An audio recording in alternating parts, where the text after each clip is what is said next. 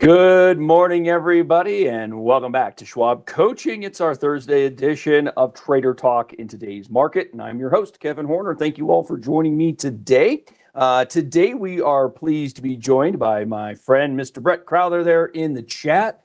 Be kind to Brett and say hi, obviously. He'll keep an eye on things for us today, getting to questions that I'm unable to get to, but I intend to bring your discussion topics into our conversation today. So please do not hesitate to post in the chat for us today. We'd love to hear from you. If you're not already doing so, you can follow us on X. I'm there at Kevin Horner CS. Brett is also available at Brett Crowther CS, so please feel free to follow Brett as well. Do try to post for you throughout the week and give you some things to keep an eye on, things that are maybe notable in the market, and data points coming, like, for example, having PPI today, CPI yesterday. We post that schedule of expected events and whatnot coming each week.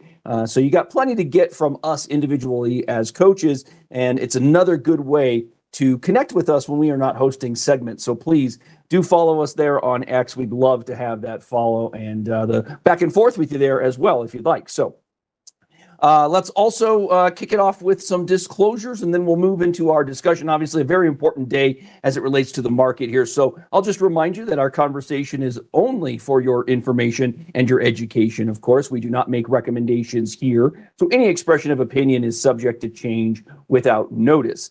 We talk a lot of technical analysis here, though, of course. Remember that technical analysis should be considered simply a piece of the puzzle. We discourage you from utilizing technical analysis to base your decisions exclusively. So we think it should be part of your overall process, but not the only part of your overall process. Also remember, options carry a higher level of risk and are not a suitable investment for all investors. In order to trade options at Schwab, we ask you to be approved for each account in which you would like to do so. You can carry differing levels of option approval in each of those accounts. And you'll want to be familiar, of course, with the characteristics and risks of standardized options. We can provide that copy for you at any moment. You're welcome to give us a call to get that. And I wanted to make sure I covered that today because there's a good chance we might be able to place a trade in the account today, an example trade that is, to take advantage of maybe some of the pullbacks we've been undergoing in the last couple of weeks here. So plenty to keep in mind as we kick off our discussion. It will be similar today, of course. We'll do the top-down approach. We'll hit our major indices. We'll move into some sectors that are moving around as well, try to get a picture of maybe where we have opportunity on a sector-to-sector basis, and then some stocks in the news today before hopefully getting to an example trade within the example portfolio. A couple of interesting charts that I've come across this morning and potentially opportunity to share a number of concepts with all of you. So looking forward to doing just that, everybody. So let's take a peek at what is happening with the S&P 500 off the jump here this morning.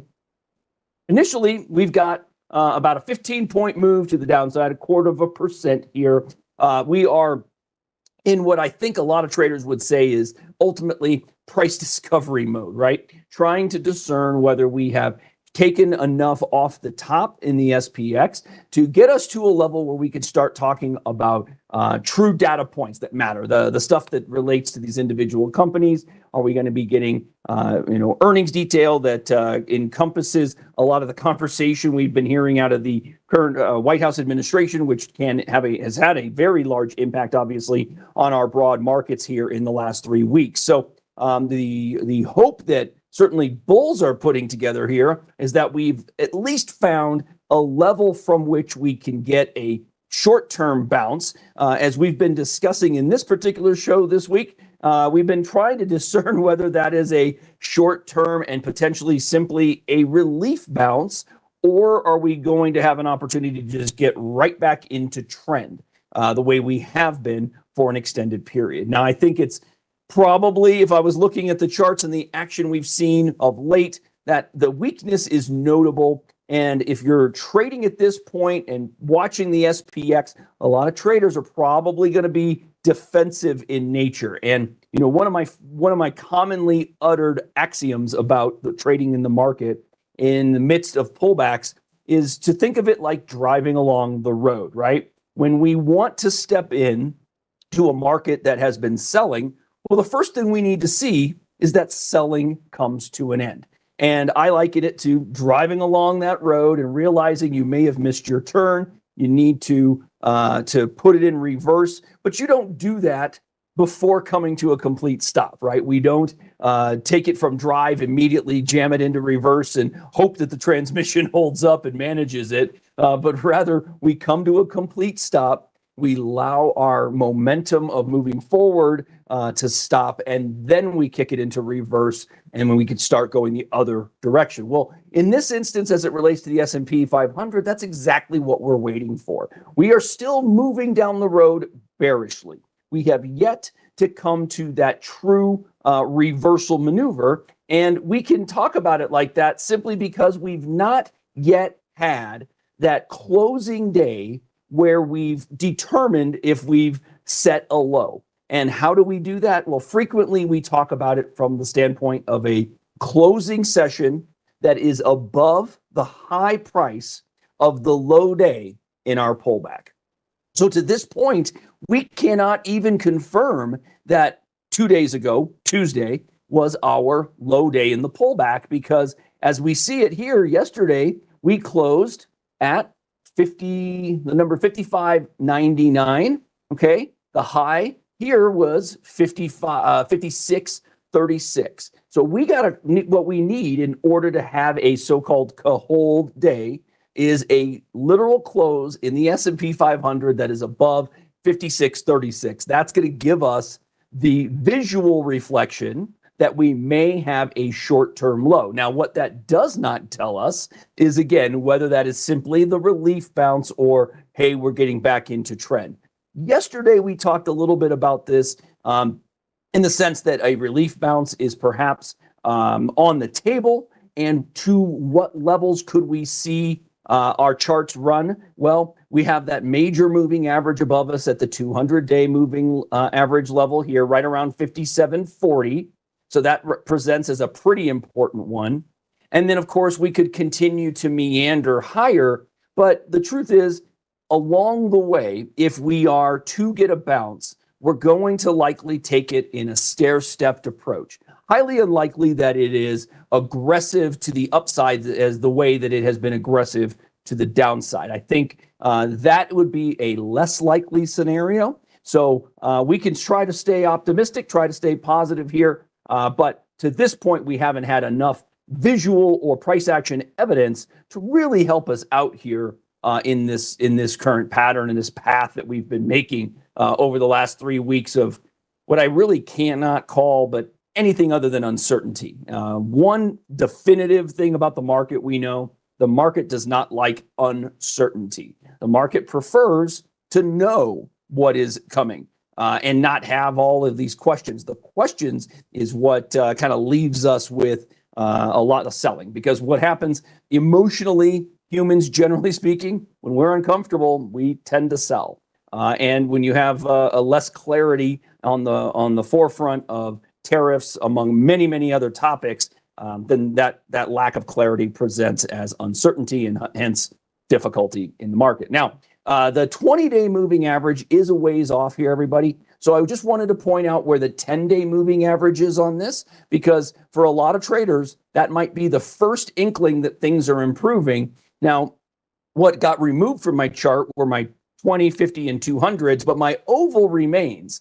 So the oval was right at the 200-day moving average, and now we can see that that is a piece of confluence, right? We have a 10-day moving average at the same level or right around the 200-day moving average, and that presents as an area of import. So 57.35, 57.40, maybe 57.30 into 57.40 presents as potential resistance, simply because we have been below it, a pretty defined, well beneath it here, but since February 21st. So we are about 3 full weeks below the 10-day moving average.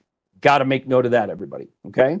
So last thing, I'm going to kick this back to my standard moving averages, and then I just want to move over briefly into the 5-minute bars just to see levels that we have maintained today.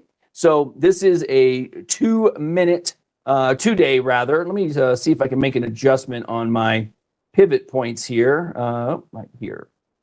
All right, so I just want them to show today only. All right, they are showing today only. So here we go. So we opened below the pivot, everybody. The pivot at 55, actually right shy of 5,600. So a nice round figure, everybody. An important level for us to recapture if you're a short-term trader.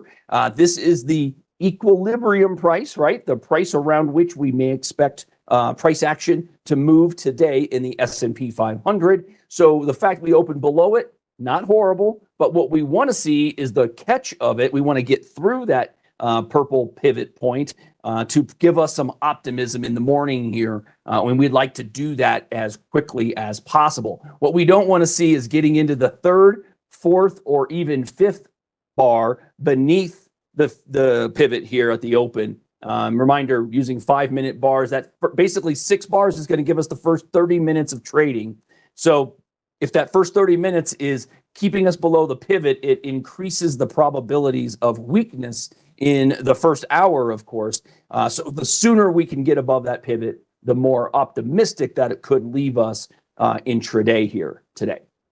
Okay, I saw some questions about the PPI. Yeah, PPI came out at 8:30 Eastern, an hour ahead of market open. If you'd like to see how the market reacted to it, it was a tamer number than expected, but you'll notice it did not seem to have a whole heck of a lot of impact on the future prices. So I'll just point out that when it got released here at 6:30 on my time frame, Mountain that is, we got a little bit of price action, but we haven't really done a whole lot. So I just wanted to indicate that we've not seen that today's PPI figure had a whole lot of impact on things. And so many of you are probably questioning, so what is the takeaway from that? What is the most important aspect of things that we are getting from the market? Well, unfortunately, I have to say that we are reactionary at this time, everybody. We are very much hanging on every headline we find on X.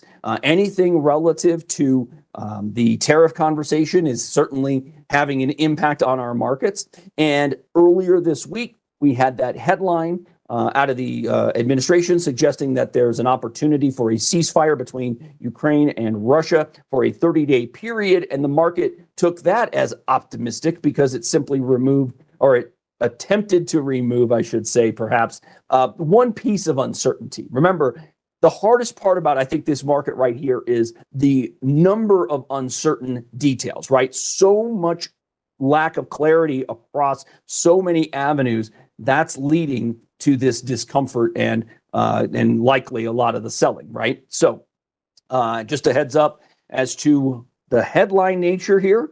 And if you are finding the machinations of the market to be too much, understandable, but put yourself in a position that'll make you feel comfortable and able to weather the type of volatility that we've been dealing with. I don't, as of yet, think that we're apt to see volatility shrinking too far. You know, we're not going to see it pull back as aggressively as we would like just yet. We're going to need some absolute clarity out of the administration going forward, and it just doesn't seem to be on the table at this time. So we're gonna keep an eye on it, but if you don't like the reactionary nature of our market, then it's not a bad time to make sure that you are comfortable, whatever that level, whatever that means for you. What is comfort? Is it a much larger cash position? Is it, you know, employing and owning puts? I don't know. I just want to encourage you to be comfortable, whatever that means to you. I saw a question about the pivot points. Let me just go back there. That's simply a study that is available to us all here in Think or Swim.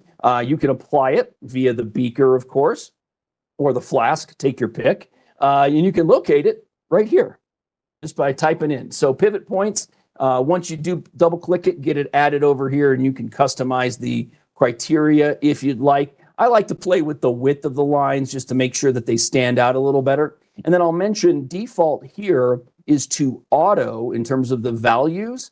When I shift that from auto to numerical, that's when I get a solid line. If I leave it on auto, my lines tend to be dotted. So just dots across the price levels instead of the solid line, and I prefer the solid line. So feel free to add that study there, and just a little understanding. The The pivot point simply is calculating the open, high, low, and close from yesterday, dividing it, giving us an average figure. That's the pivot. And then we have deviations above that and below it. That's the S1 in green, support 1, support 2, support 3, resistance 1, resistance 2, resistance 3. And these can act as areas of support or resistance on an intraday period. We would say that they probably are available as support and resistance, but I would also point out they're probably not, because it's intra-period, can't be as accurate consistently as you might find on daily or weekly charts. Okay, so as is commonly the case with technical analysis, the shorter your time frame, the less reliable our signals become. Okay, so just bear that in mind. Hey, I see we got a survey, so opportunity to provide feedback. I'd love to hear from you, everybody. Remember, Thursdays are the days where I host, generally speaking, solo. And that's an opportunity for us to do things outside of our standard approach. So please let me know what it is you'd like to see from the class, particular here on Thursdays or otherwise. You know, I'm here on Mondays, Wednesdays, Thursdays, and Fridays. Each of those days is something slightly different, of course, but I do value your input. All that commentary comes to me directly as well. So I would be pleased to hear from you, everybody, if you take that 60 to 90 seconds to provide that feedback. You can just click that link right now and it'll open in a browser window for you right next to the presentation window here. And I would really greatly value your input. Okay, let's take a quick look at the NASDAQ. Are we sure I made a change to the chart? I'm not, because I'll tell you, this looks almost identical to what we've seen from the S&P 500, presenting a little bit like a bear flag scenario, right? We can draw in the slightly lower highs and slightly higher lows in here. It is a tight bear flag, everybody, as you can see. The question always, if it's a bear flag, from where do we start drawing the flagpole? Do we go to the most recent moves, which might be from here? You could draw the line from this level. You could also draw it from this level. You could also probably draw it from the ultimate peak, because there's really been little abatement in the selling even since the peak, right? Just been a really rough ride of things. So if you're watching the pattern development here and you're simply sitting on your hands and waiting, well, a lot of traders are going to do just that. If you are a technical trader and evaluating price action in here, you're waiting perhaps for simply a break of one of those lines. A close over this downtrending white line over the last 4 sessions would give the impression perhaps that we have the opportunity for that relief bounce. Of course, a breakdown and a trade under the uptrend portion of this flag would give you the opposite, right? And the nice thing about a flag, if nothing else, whether we're talking bullish flag or bearish flag, the nice thing is you don't have to do anything. We're developing the potential flag here.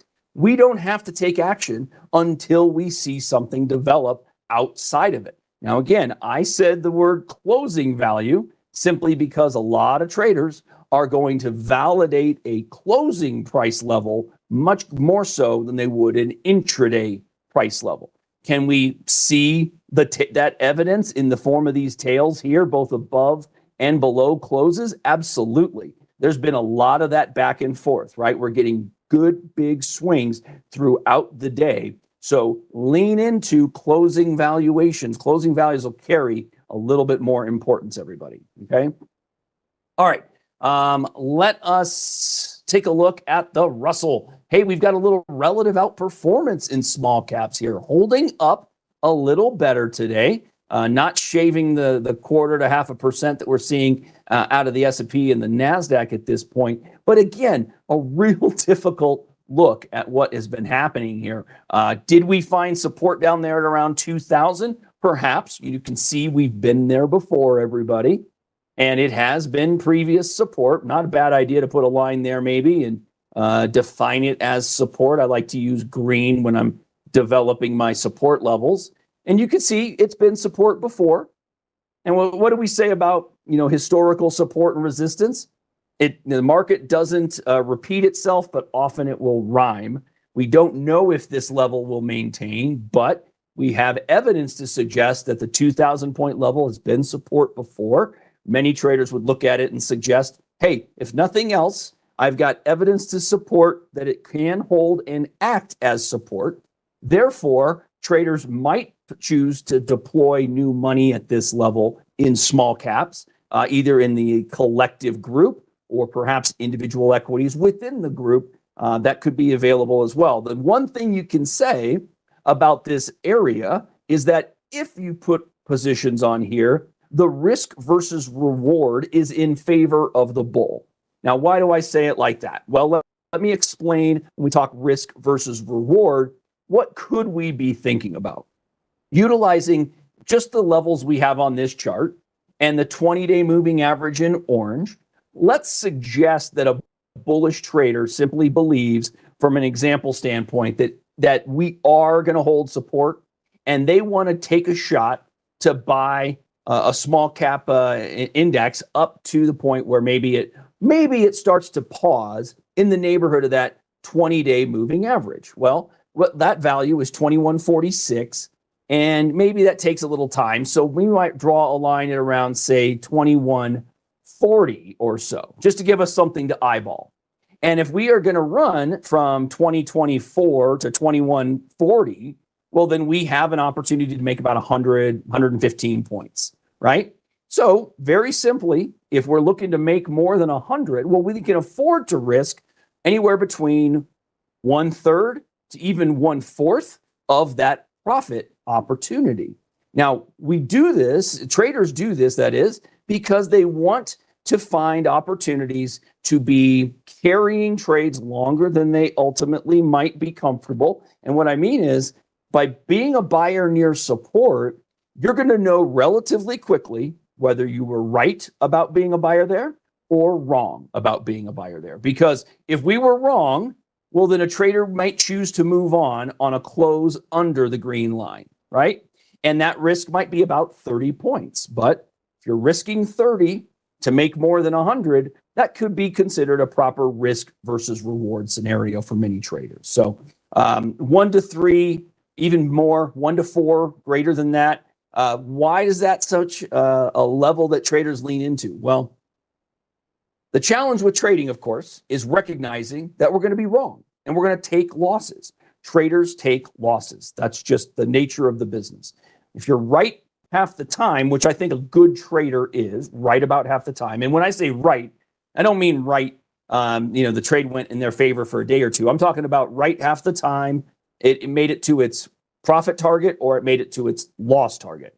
If you think about being right half the time and every trade you make is risking $1 to make $1 and you're right 5 out of 10, well, you're just spinning wheels. You're not generating profits in your portfolio, which obviously should be the goal. So by working with a risk to reward ratio that is at least risking $1 to make 2, well, if you're right half the time and your 5 losses out of 10 cost you $1 each time, so you're -5, well, then the other 5 are right each time and you're making $2. Well, those 5 trades bring you a +10 and you're still profitable after 10 trades. That's why a proper risk to reward ratio and the consistency of using it can be helpful to the trader over their period of really trying to trade the market. Look, not everybody's going to stick with it that way, but in terms of a process that can make sense for traders, step it in from equity trades with proper risk versus reward can go a long way. And if you don't think the opportunity presents itself, meaning if I'm risking 30 and I don't think I can at least make 50 on that to the upside, well, then maybe it's not quite in line with your expectation, right? So have a process like that. It might not be 1 to 3 for you. It might not be 1 to 2 for you. Maybe you have a preferred levels.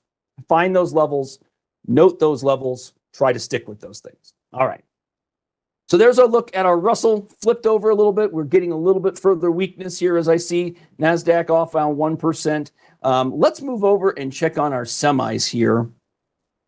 Peek at the SOX. I drew in some lines there yesterday, everybody. You can see now we have tested that same thing. I just got done talking about the importance of testing support And you can see here, just as it was with the Russell, look at our tests of potential support here with the semiconductor index. So there you go. Nice little test, good bounce. All right, we're going to zoom in here because something just appears to me, everybody. Look at this. We just have had some closes that are above the high trade from our low day. Now, that doesn't necessarily inspire a whole lot of confidence at this level. I don't know what you guys see necessarily, but yes, we closed above it yesterday. Today's candle, less inspiring. We've tried to be bullish off the open, have faded down a little bit. Yes, we would like to see that continue to the upside, but we don't have necessarily that confidence. You know what? I think aggressive bulls may have stepped in with yesterday's close, but that might have been just that, an aggressive decision. It seems to be a bit unclear at this point whether we are, legitimately looking at the low we made on Tuesday as an absolute low in this pullback. So yeah, BJ, I agree with you. Ugh, semis, yuck. I'm done. It's been a rough go of things. We have talked about the sideways action in here. We were hopeful that our support at the 4,800 ledge was going to maintain. Just not great, right? And so, yeah, at this point, could it be that the shorts are covering their shorts and are simply taking profits over the last 3-4 days here? Absolutely. Yeah, we're going to look at Intel here momentarily, everybody. There is some lift there, or maybe some buoying of the sector, but the space, rather, the industry, the semis, but it's not doing great, as you can see. So again, if you're a holder, an investor, a trader of this group, you can see the importance of this 4,300 level as it relates to the semiconductors, everybody. Would like to see that ledge maintain. What we don't want to see is a close below 4,300 in the short run here. That's not going to look fantastic on the charts, obviously. We are getting a little bit of a lift in the VIX here today, up about 2%. I just want a couple of key reminders as it relates to the VIX. I think the ledge we need to keep under here in the VIX is probably beneath that 25. What we don't want to see is a move back spiking higher into that 28, 29, 30 area. That's where things get dicey for us. If you're watching the VIX intraday, weakness in the VIX is where you can start to gain a little bit more confidence in the market's ability to hold the levels that we are trading at this point. What we don't want to see is this thing continuing to give us candles like that. So looks like VIX found support. What we'd like to see if we're bullish is we could even allow the VIX to rally a little further. Ultimately, if we could see a rejection at the pivot level there, right around 25, that would be good for the broader market, certainly for the S&P 500. That's ultimately, I think, where we reside right now. The frustration I think a lot of you are feeling, and I can feel it with you, is the fact that we've made all these moves in the major indices here, and now we're just settling in. We're not getting the bounces that many traders are looking for, right? You want to see the speedy push off of lows, moving back up and giving us that first hold move, a close above the high of the low day, and across all the major groups, we're just not getting it. So your trepidation is well-founded, okay? If you are feeling uncomfortable, I'll simply remind you of the importance of putting yourself in a comfortable position as frequently as you can. Trying to recognize as we get this weakness, we need to be tightening the purse strings. Now, if you're not concerned, if you can deal with the volatility, I'm not speaking to you. Who I am speaking to, though, are those of you that might be struggling with the moves we've seen with the volatility. Make some assessments of important levels for you, some if-then statements, right? What will I do if the SPX closes and makes a new low? How am I going to act? If the SPX makes a close under 55.35, what are you going to do? Are you going to be a buyer immediately? Are you going to start tightening the purse strings further? Again, I don't know if that's going to happen. It may happen today. It may not happen at all, right? But you need to have a plan so that you can make it easy on yourself. You might not need to automate your exit strategies. Okay, not everybody's comfy with that, but I do encourage you to have a plan so that you know how you want to act if things shift. And that can go the other way. Reminder, doesn't have to be for things to fall apart here. What is your plan if we get that close above the high of the low day? How are you going to act?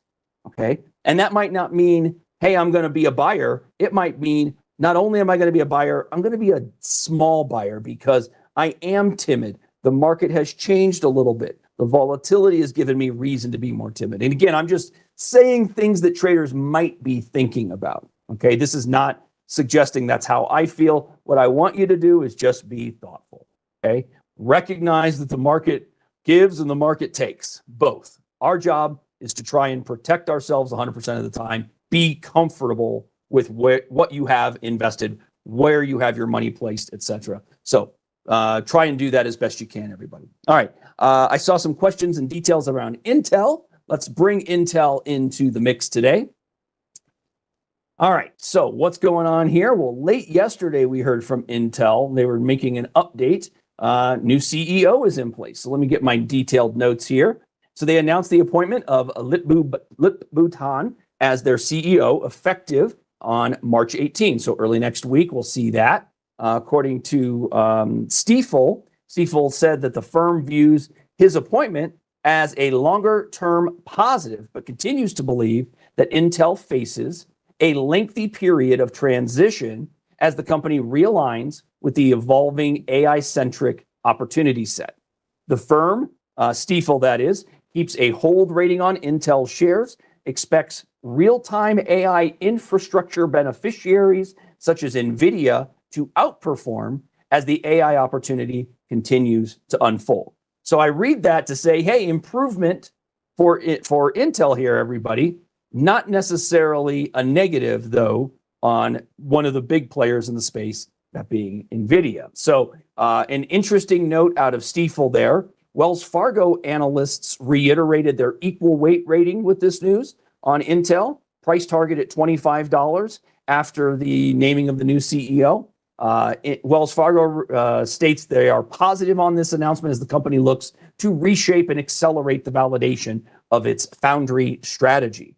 The hiring of Tan is notable itself. The move in Intel shares is likely being driven by views of the new CEO's openness to consider broader strategic moves. And they posit, Wells Fargo does, as an example, a pro-spin or an accelerating corporate actions from the analyst's note here. So that could mean some more significant shifts from the company going forward. Now, in terms of price action here, we're right at that 200-day moving average, as you can see. So the opportunity for traders could be on the table based on this new shift in narrative, but there's a lot of work to be done here, everybody. I have this line in the sand drawn for a reason. Let's skip back to a weekly. And you're not going to like this one. I got to clean this up for you, everybody. Way too much detail showing here on my weekly chart. So I'm going to eliminate my corporate actions, and that'll clean this up. So you can see what was going on, right? We'd had previous support. And as a reminder, we were just talking about the importance of support in the Russell and the semis. What happens when you break support, unfortunately, is we can move dramatically lower. So we've actually been pretty range bound in here for a while in Intel. So that range could be notable, though, right? Because one way that traders will look at this is, well, can we trade outside of the range we've created? That's one opportunity for profit if you could trade outside of that range. So they might look at that and say, well, the range is about 26 at the highs and let's call it 19 at the lows. It's about a $7 range, right? So if you can trade out of the range on this weekly viewpoint, maybe you could be targeting a $7 move upward through 26 if you can break through 26. As you can see, a few weeks ago, we tried it and it didn't stick, right? So a lot of that happens, obviously, in those daily charts. And again, we're looking at the weekly here. But if we were going to designate a possible measured move target, one way traders might do that is just to take the height of the range and add it to the breakout level. So if we really closed above 26, maybe the traders start to target 33. And if I put that line up there at around 33, that takes you through this gray line here. That is my 100-week simple moving average. Now, granted, it's in a downtrend too, so let's not get too head over skis here and remind ourselves that there could be an opportunity, but the price action hasn't really dictated it just yet.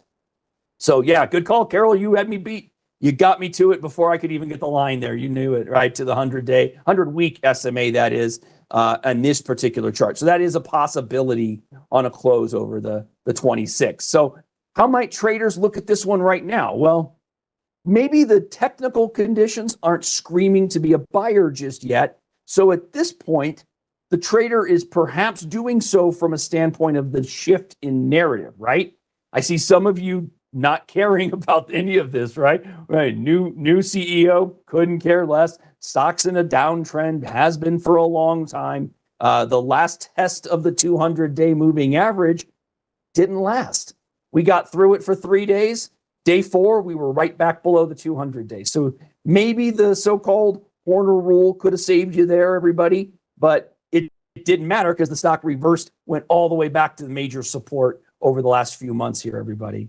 So, all right, how could a trader look at this? Well, let's just take it as an example trade exclusively from the standpoint that the trader thinks that this new CEO and the opportunity for Intel to play catch up in the space could offer that trade opportunity that might lead to think we can get to that 32, 33 area. Maybe the trader is considering a vertical call, a long call with the short call above it, right? The spread opportunity, lock them into a defined risk strategy approach. You know definitively up front what your max gain could be. You know what your max loss could be. That's a common strategy that a trader who's believing in bullish opportunity may very well consider. So let's go ahead and build that out as an example trade here, everyone, just to show the process that we might consider. Now, we've been talking about the potential to get through $26, and we're hanging out $2 below it. So reminder that we are talking about a true risky trade here, right? Because we don't have enough physical price action evidence to validate bullishness here, right? So you are maybe taking this example trade from the narrative standpoint more so than the technicals, all right? But let's take a look. With our 20-day residing just above 23, maybe we look at something like a short-term spread that can give us opportunity to make the $5 move, somewhere from maybe like a $23 call on the long side with a short call about 5 points higher. That would give us 28. So let's take a look at the trade tab and how we might develop such a trade. We may want to give this one a little bit of time, obviously, right? So let's push out to maybe that late April. In fact, let's use the monthlies. Let's just start with the April monthlies. It'd be about 35 days. And we could find ourselves, an opportunity here. This could help us out. So I'm going to shrink up the number of contracts we're looking at, make this visually a little better. We were talking about potential support at 23, the 20-day moving average. So some traders might like that as the long call side because it incorporates the delta. The delta in this case is 0.64. So let me define that for you. Some of you are maybe newish option traders. The delta is the reflection of two price thoughts. One, it is the ratio of $1 movement in the underlying stock. So if the stock were to go up by $1, this 23 strike call would approximately go up by 65 cents. Okay, so the equivalent of a $1 move up or down in the stock, that's what you can expect in the price of the option. Alternatively, some traders look at that as the ratio or percentage likelihood that at expiration, this contract will be in the money. So that tells us 64% chance that the $23 strike call would be in the money at expiration on April 17th.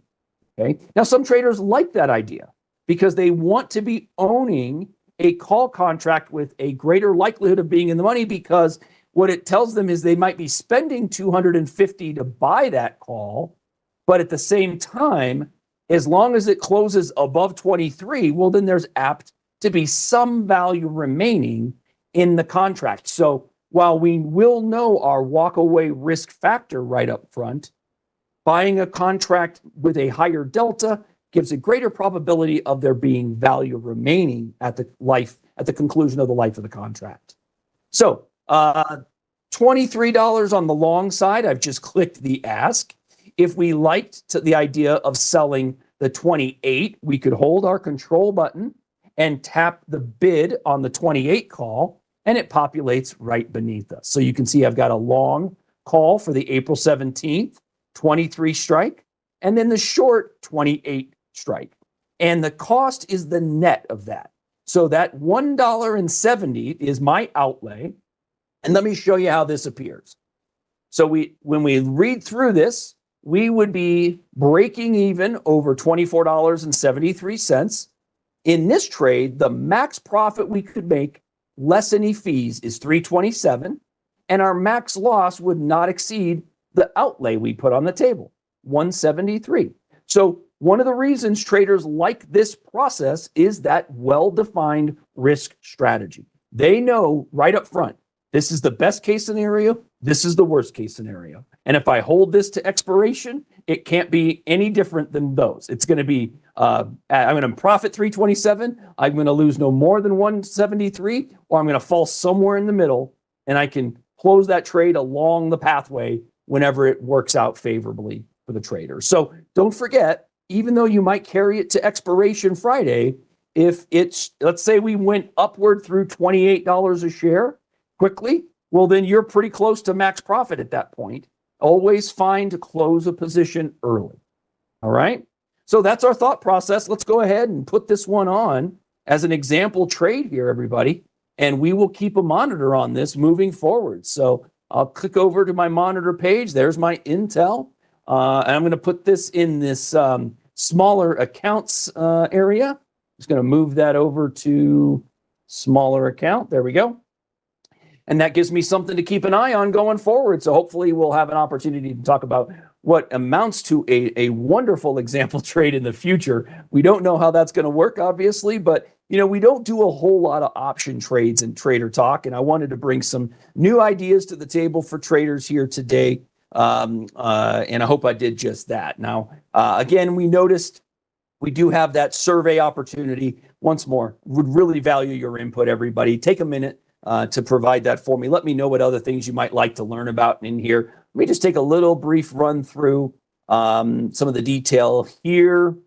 I do want to answer Glenn. Working with an iron condor above and below the range, not a bad play as it relates to the strategy. Again, the reason we did it this way was just speaking to an example, looking to take advantage of a potentially bullish narrative. But if the trader was of the belief that we were looking at more sideways action in lieu of a breakout, well then, yeah, trader could look to capitalize on the lift in volatility that we've seen in the last 3 weeks. A lot of traders might be taking advantage of that volatility lift. The problem is, if we don't go sideways and we continue to get big volatile swings, well, then the condor becomes very difficult to stick with, right? It can be great when we see that price action really go sideways, and we can just capitalize on the decay, but that doesn't always work out favorably, as you know. So hopefully we've covered plenty for you all today. There is much more to come from us, obviously, here on the Schwab YouTube coaching channel. So please keep it tuned right here. But I want to thank you all for joining and participating. Please follow Brett and me on X, Brett Crowther CS, Kevin Horner CS. And if you like today's discussion, hit that thumbs up down below for me. That'll help me out in the replay opportunity. Of course, we're going to have this archived for you all later in the day today. I want to make this out and available to the masses, and you all help me out immensely with that. With your thumbs up there. So thanks for being here, everybody. Thank you for participating in this show. I will be back a little later today for getting started with stock investing for those of you who are looking for a little bit more. But for now, I hope you all have a fantastic Thursday, and I look forward to seeing you all again real soon.